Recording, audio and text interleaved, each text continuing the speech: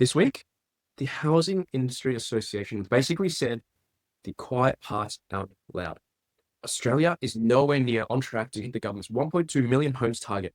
And based on current building rates, that promise is looking remote at best. So in this video, let's unpack where that 1.2 million number even came from, how far behind we already are, and what the Senate and the politics are quietly admitting about it.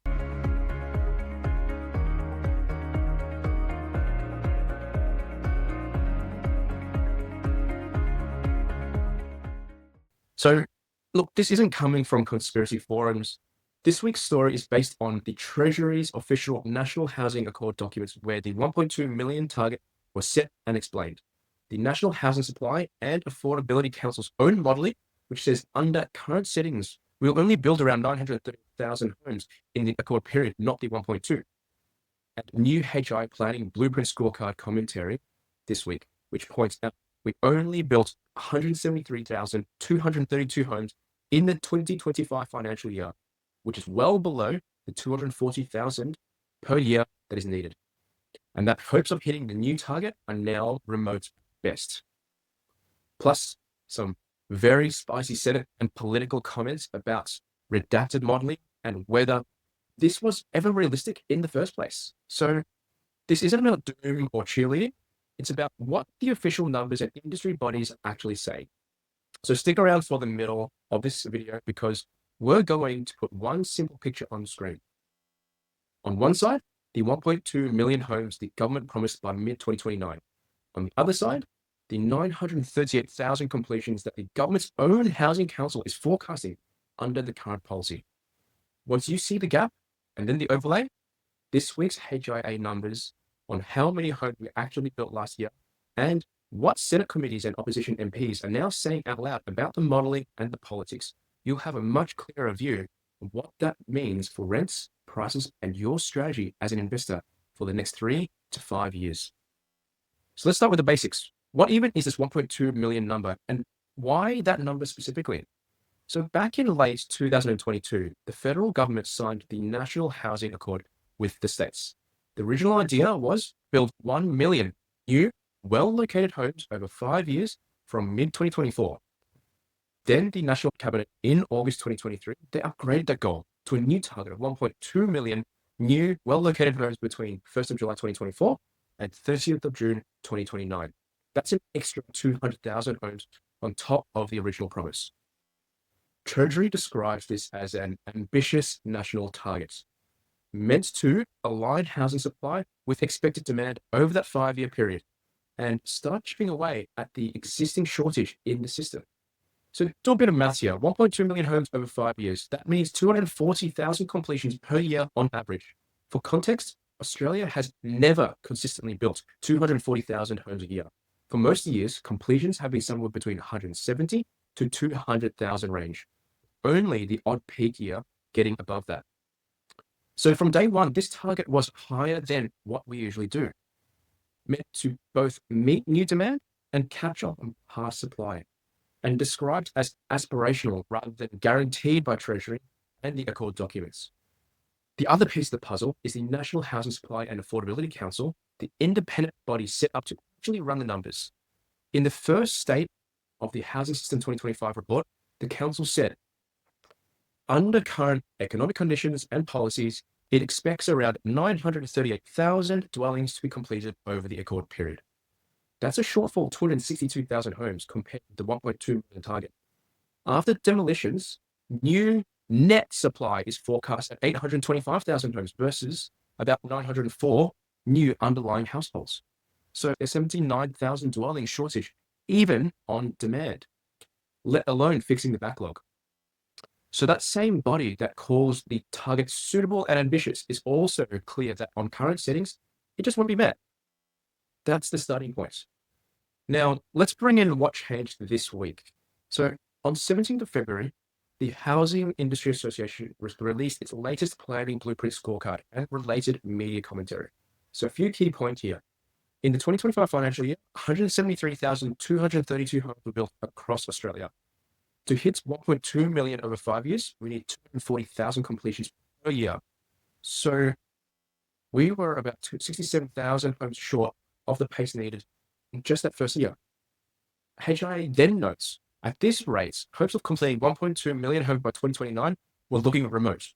To catch up, we now need roughly 260,000 completions per year for the rest of the accord period, even higher than the original bar of 240,000. The same HIA scorecard also gives each state a score out of 5 for their planning reforms and capacity to deliver. So keynote here is that no state scores above 3 out of 5. WA and South Australia are standard reforms here. So both of them scored a 3 out of 5 with reforms, speed approvals, and rezone land. Victoria scored 2.5 out of 5. New South Wales scored 2 out of 5. And Queensland just scored 1.5 out of 5, reflecting slow planning and limited reform. HIA's message this week is blunt. It's good to have targets, but it's important to hold governments to account now.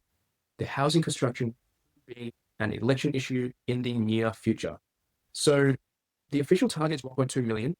The independent council says we'll only do 938,000 under current settings. And this week, industry is loudly saying the current build rate makes the full target very unlikely without a step change. Now, the 1.2 million number wasn't actually pulled from thin air. The National Housing Supply and Affordability Council estimates that over the accord period, so mid-2024 to mid-2029, underlying new demand, so basically new households needing a roof, will be around 904,000. Add in the expected demolitions of around 113,000 homes, and you need at least 1,017,000 new dwellings just to tread water. The 1.2 million target is meant to cover that 1.017 million baseline need, plus go beyond that to chip away at existing shortages, homelessness, and overcrowding. Now, line that up with the council's forecast of 938,000 completions expected under the current policy, 1,017,000 needed to meet the new demand and offset demolitions. That's about 79,000 homes short, even if there had been no prior shortage at all. And as other research has pointed out, there's already a big backlog from the last decade of strong population growth and weak building. So if the target is missed by a couple of 100,000 homes, the likely effects are higher rents for longer, so tight vacancy rates stick around, ongoing competition for well-located stock, both to buy and to rent, and political pressure to tinker with investor tax settings, planning rules, and migration, because it's easier to blame greedy landlords than admit the build target never had a real delivery plan. We'll put all this together in a moment. So firstly, let's talk about the politics and what's coming out of Parliament. So over the last couple of weeks, the 1.2 million target has been dragged into Senate debates and committee hearings. Several themes are worth knowing about here. One, the Treasury and the Council calling the target ambitious but challenging. In recent hearings and media clips, Treasury and RBA officials have been quoted saying things like, achieving the full 1.2 million will be challenging. The Council has described the target as ambitious but suitable, which is polite Canberra speak for, it's a good stretch goal, but don't bet on the farm on it happening under the current policy. Second, the 938,000 number and redacted modelling. The 938,000 completions forecast actually come straight from the Council's State of Housing System 2025 reports. So it's public. But in Senate committees, when opposition senators asked for Treasury modelling on how schemes like Help to Buy would affect housing supply, some of that material was reportedly blacked out or redacted. Coalition senators' dissenting reports on Help to Buy argued the scheme is tiny compared to what's needed, around 10,000 households per year versus the 240,000 homes per year required to meet the accord target. They also criticized the government for gagging debate and not releasing full modelling of how much extra supply these schemes actually add. Commentators and YouTube channels have jumped on this, describing it as the Senate's exposing an 80 billion household fraud, or saying government is hiding the real numbers. So here's an important distinction. Fact, some Treasury modelling has been tabled with sections redacted, and the Council's own forecast is well below the target. Opinion? Whether that amounts to a fraud or just over-promising and under-delivering is a political judgment. So thirdly, Senate debates on falling completions. In early February, Senate debates on household amendments. Senators highlighted ABS data showing that dwelling completions in the year to September 25 had fallen by about 4,100 compared to the previous year. So fewer homes delivered at a time of crisis. That's not huge in isolation, but remember, we need 240,000 a year to hit the target. HIA says we only need 173,000 in the 2025 year alone. The council says we're on track for 938,000 over 5 years. And the Senate is essentially dragging together all these data points and asking, was this ever a real plan or really just a big headline? So let's put the three key numbers side by side. So we've got 1.2 million homes. The political target set and agreed by National Cabinet for July 2024 to June 2029. We've got 938,000 homes, the official forecast from the National Housing Supply and Affordability Council under current policies, and 173,232 homes, the actual completions in 2025 financial year versus the 240,000 needed. Then, at the council's view that even 1,017,000 new homes would just meet new demand and offset demolitions without curing the current backlog. The HIA's comment this week that given current planning capacity, hitting 1.2 million is looking remote and should be a live election issue. So the aha moment is this. The 1.2 million homes target functions more as a signal and a political yardstick than a realistic forecast of what will actually be built under today's settings. For property investors and serious home buyers, that matters way more than the headline. If the target is missed by 200 to 250,000 homes, the structural undersupply worsens, not narrows. The gap just gets bigger. That strongly suggests upward pressure on rents, tight vacancy in most capitals, and support for prices in well-located, family-sized stock. At the same time, the worse the supply gap gets, the higher the chance of reactive tax or regulatory changes. Whether that's around CGT concessions, negative gearing, planning mandates, or investor-focused restrictions. So the risk isn't just, do they hit 1.2 million or not? The real risk is we don't build enough, housing stays politically explosive, and policy keeps shifting around you while you're holding assets that are hard to buy or sell quickly. If you're building a medium-term strategy, here's what to keep an eye on rather than reacting to every headline. So the next ABS building activity and approvals releases are commencements and completions trending up towards 240 to 260,000 per year, or are they stuck closer to 170 to 190,000?